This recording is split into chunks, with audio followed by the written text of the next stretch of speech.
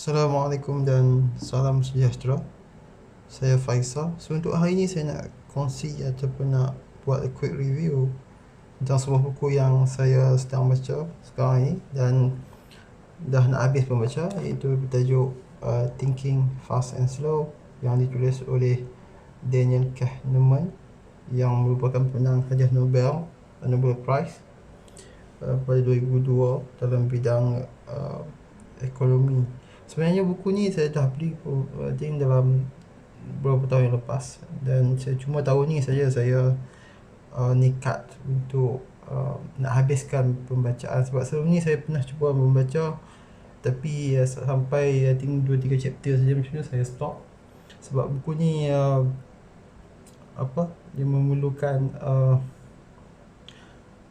untuk nak berfikir dengan mendalam, sebab buku ni lebih kepada how do we think, macam mana kita berfikir, cara kita berfikir. Jadi bila kita baca buku ni kita kena berfikir dengan agak mendalam, yang pertama. Yang kedua ni sebab buku ni more on the what we call the lebih kepada psikologi. So banyak term-term yang dia guna pakai dalam buku ni yang saya tak familiar. Jadi sebab itulah kali pertama yang kedua bila saya baca dan saya terpaksa stop, lupakan sekejap. Cuma tahun ni saja saya nekat untuk nak habiskan baca buku ni.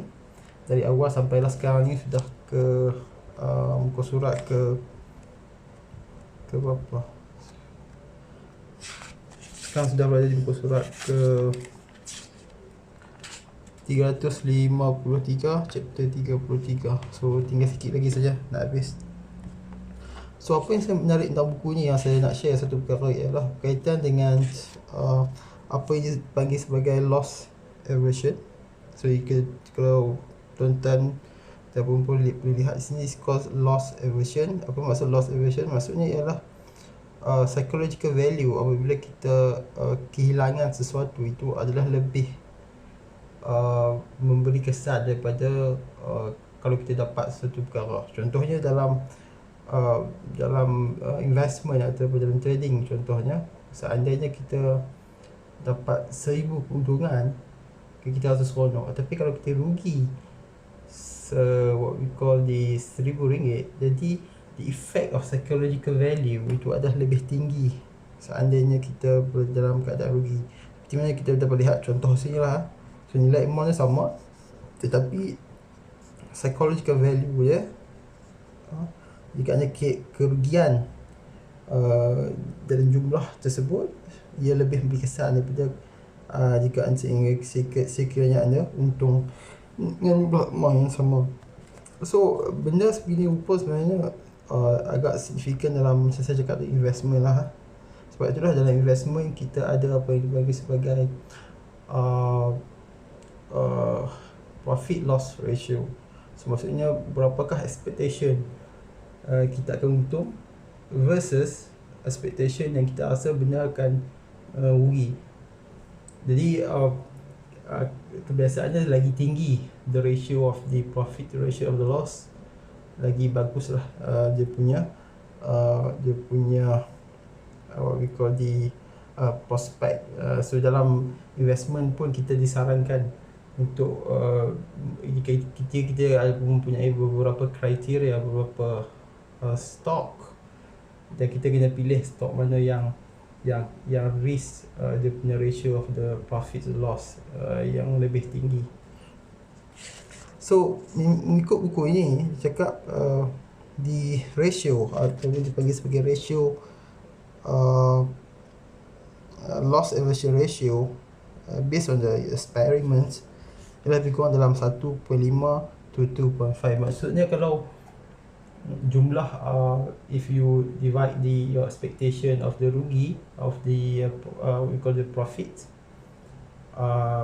divide by expectation yang ada akan rugi, so it should be like 1.5 until 2.5 the ratio.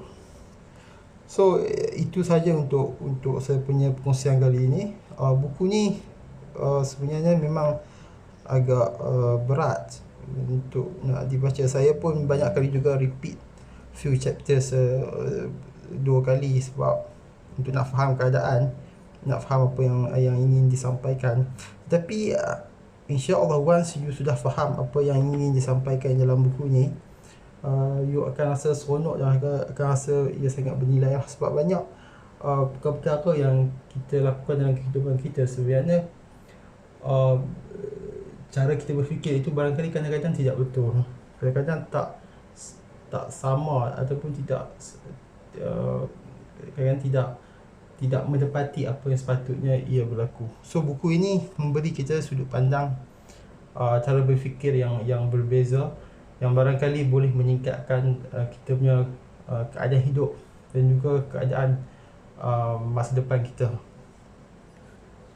So itu saja untuk kali ini. So kalau ada nak baca buku ni, saya sarankan anda baca.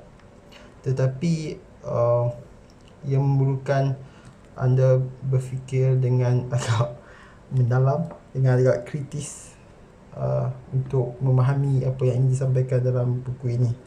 So buku ni harga dia dulu saya beli dalam RM49.95. Dalam I think dalam online, dalam MPH online dan dalam Kino pun rasanya ada juga harganya lebih kurang sama saja, RM49.95. So itu sahaja untuk review kali ini. Kita berjumpa lagi dalam review buku yang akan buku lain yang akan datang. Assalamualaikum dan salam hormat, salam sejahtera. Bye.